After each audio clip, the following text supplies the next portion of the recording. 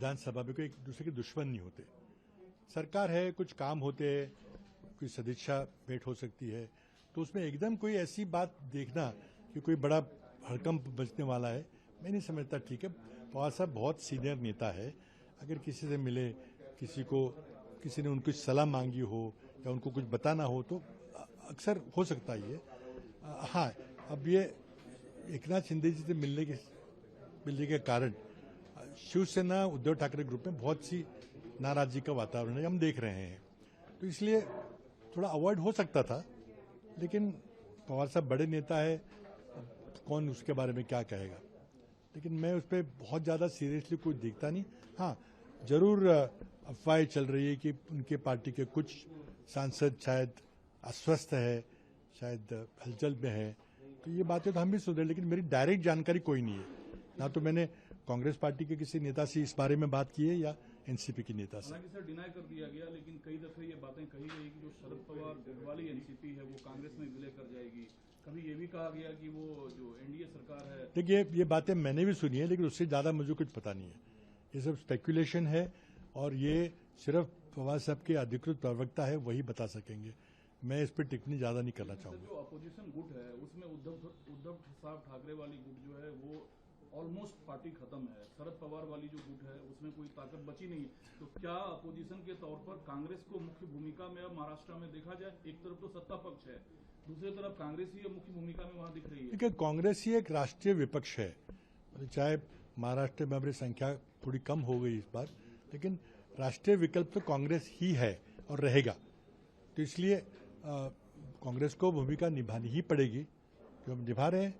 थोड़ी ताकत कम हो गई, इसलिए शायद इतनी आवाज हमारी आगे नहीं बढ़ रही है, लेकिन हम नीट की एग्जाम की बात हो या ये सब घटनाएं घट रही है, पुल की बात हो, हम तो आवाज उठा रहे हैं।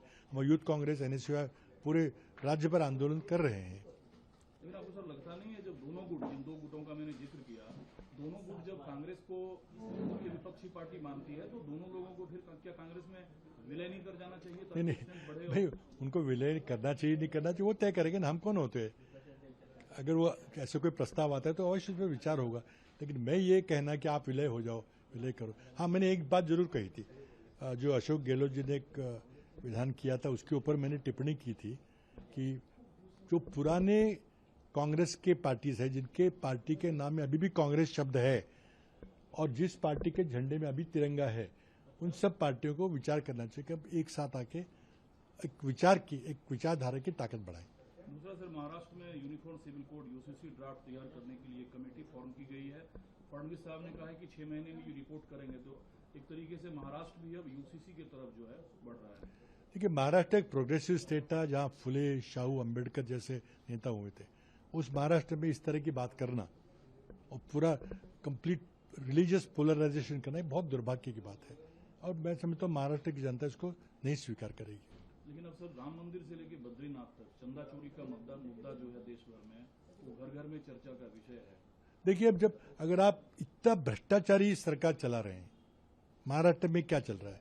क्या जब ये तोड़ा गया शिवसेना को या एनसीपी को, क्या नरेंद्र मोदी जी को, अमित शाह को पता नहीं था? क्या उनके आशीर्वाद से नहीं सब चला? क्या गुजरात की व्यवस्था और गुवाहाटी की व्यवस्था किसने की? ये सब आपके मान्यता से हो रहा है, आपके आशीर्वाद से सब हो रहा है, और आप न खाऊंगा न खाने दूंगा की बात कर रहे हैं। देखिए, इतनी भ्रष्ट रेजीम, इतनी भ्रष्ट सरकार कभी भी हमने नहीं देखी थी।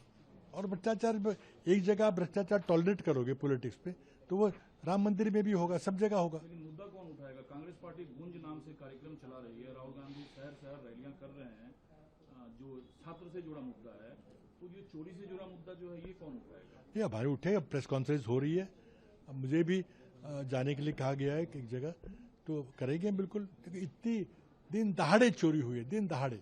सारे ट्रस्टीज खुद प्रधानमंत्री ने नियुक्त किए हैं, कई तो यूपी सरकार के आला अफसर थे, उनको बताया गया कि चोरी हो रही है, लेकिन आपने अनदेखी देखी। कहाँ जा रहा था पैसा? ये पैसा सिर्फ वो 2-4 लोगों पर नहीं रहा है, ऊपर तक जा रहा है पैसा। मतलब आप राम को भी नहीं बख्शोगे। आप हिंदू धर्म की बात करते हो, जो हिंदू धर्म के लोगों को ठेस लगी है उसकी जिम्मेदारी किसकी होगी?